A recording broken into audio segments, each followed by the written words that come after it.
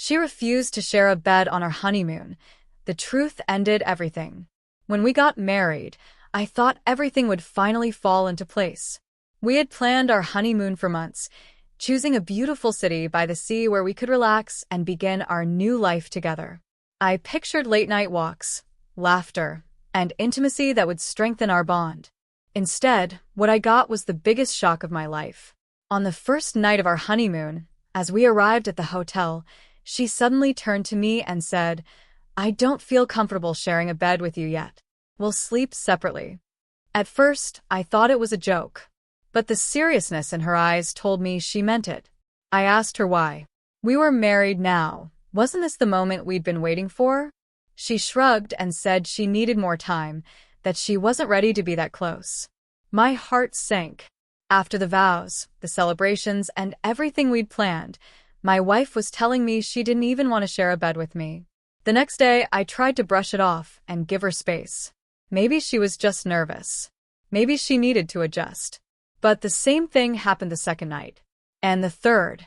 Every evening, there was an excuse. Too tired, not feeling well, not ready. Meanwhile, I noticed something else. While she avoided me, she spent more and more time on her phone, smiling and giggling at messages. When I asked who she was talking to, she brushed it off as just a friend.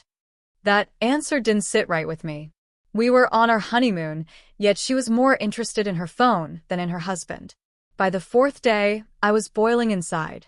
I suggested we take a trip to a nearby town, a place tourists loved. She agreed, acting excited. But once we got there, the same cold distance returned. That night, once again, she refused to share a bed with me. I had had enough. Lying awake in a small hotel bed, I realized this marriage wasn't what I thought it was. Instead of love and closeness, I was treated like an outsider. And deep down, I knew why. This wasn't about her being not ready. She was hiding something. The next morning, I made my decision. Quietly, I booked a ticket back home. I left her a short note. "If you didn't want to be my wife in truth, you should never have married me. I hope you find what you're really looking for." Then I left the city, leaving her behind. When I got home, I turned off my phone for a day. The peace I felt was strange, but powerful. The weight of her rejection and lies suddenly lifted. When I turned my phone back on, there were dozens of missed calls and angry messages.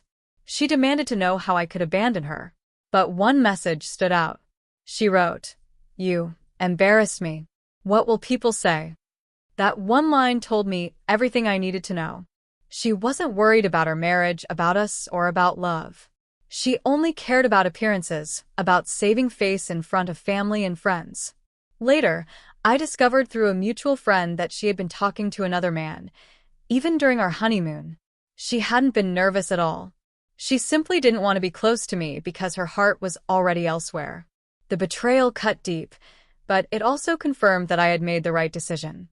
When she finally returned home weeks later, she tried to play the victim, accusing me of being cruel for leaving her in another city. I didn't argue. I simply told her marriage meant honesty, loyalty, and respect. Things she had failed to give from day one. I filed for divorce soon after. Her family begged me to forgive her, but I stood firm. I had given her my love, my trust, and my future, and she threw it all away.